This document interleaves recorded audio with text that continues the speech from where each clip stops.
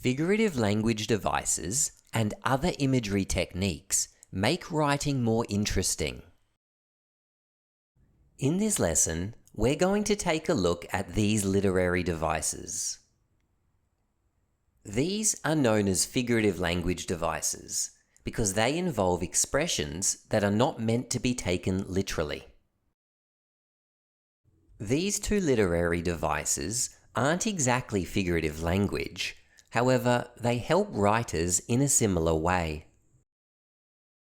These literary devices are incredibly important for writers because they help to create vivid images and engage multiple senses. They can make writing more powerful and more immersive for readers. Here's an excerpt from a text about a person who is walking through a rainforest. We're going to use literary devices to make the descriptions more vivid and to bring the writing to life. If you'd like, pause the video here so you can read the text to yourself. Let's start with the first sentence.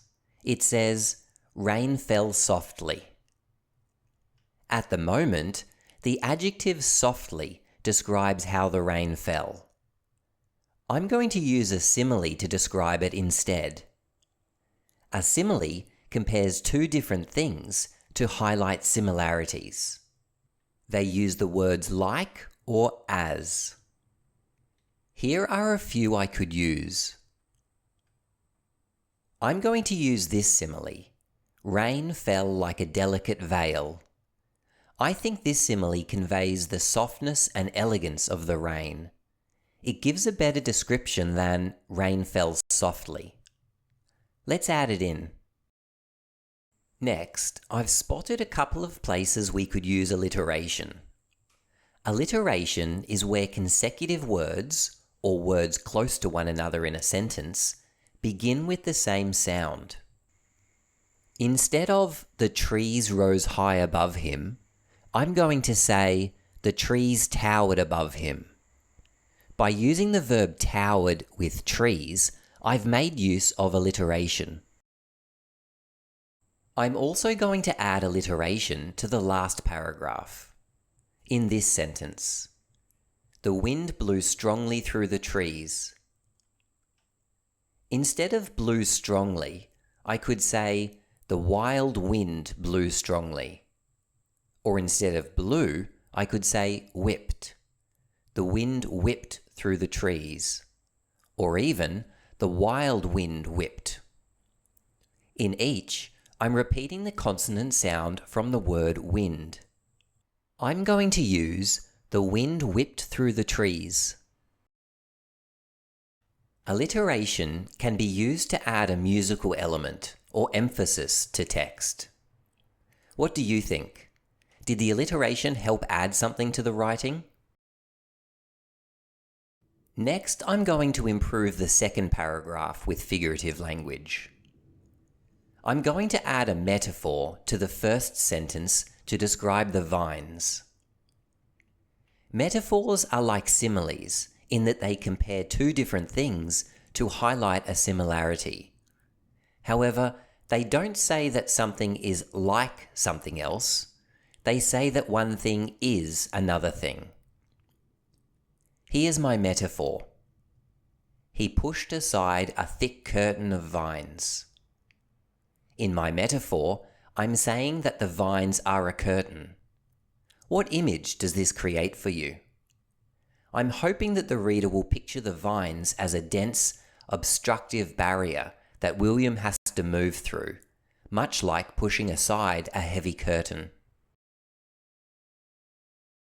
Before we go through the remaining figurative language devices, let's take a moment to review each of the changes we've made so far. Here we added a simile. Next, we used alliteration. Finally, we added a metaphor. Our figurative language has already started to make our writing more immersive and vivid. Let's keep going. Now let's see if we can make use of onomatopoeia. When we talk about onomatopoeia, we're referring to words that imitate sounds. This sentence shows an opportunity to use onomatopoeia. A breaking branch beneath his foot caused a nearby bird to fly away. Instead of a breaking branch beneath his foot, I'll use the onomatopoeia snap. The branch can snap beneath his foot. And instead of caused a nearby bird to fly away, I'll use the onomatopoeia flutter. My new sentence is, as he continued, a branch suddenly snapped underfoot, sending a nearby bird fluttering into the air. By using onomatopoeia, snapped and fluttering, we help make the reader feel as though they are there in the story, hearing the sounds of the rainforest for themselves. To this sentence, I'll add hyperbole. Hyperbole is language that exaggerates in order to make a strong statement. It says that William felt as if he had been walking for a very long time. I'm going to exaggerate here and say it felt as if he had been walking for an eternity. I could also say, through the endless tangle of the trees. And if you notice here, I used alliteration, tangle of trees. I haven't yet used personification, which is a device where things that are not human are given human characteristics. In the final sentence, I mention an approaching storm. What are some human characteristics I could give to a storm? Anger? Or perhaps fury? Or I could describe dark clouds as marching across the sky. I'm going to use fury. I'll personify the storm like this. He urgently needed to find shelter from the approaching storm's fury. By making it seem as though the storm is capable of feeling and expressing anger, it makes the storm feel more dangerous. Now that we've finished adding figurative language to our writing, let's go through and compare each paragraph. Take a moment to read each and consider the differences between the original text and our new writing. The second paragraph. The third.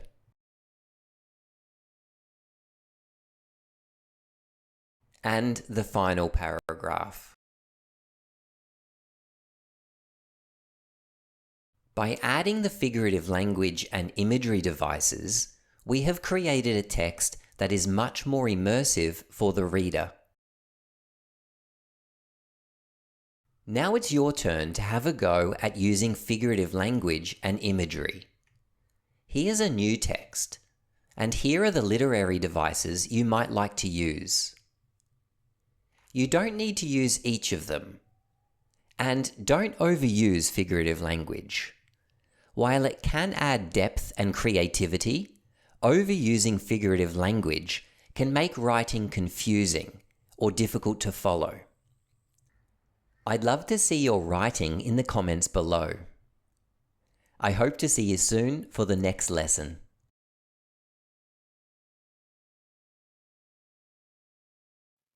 EasyTeaching.net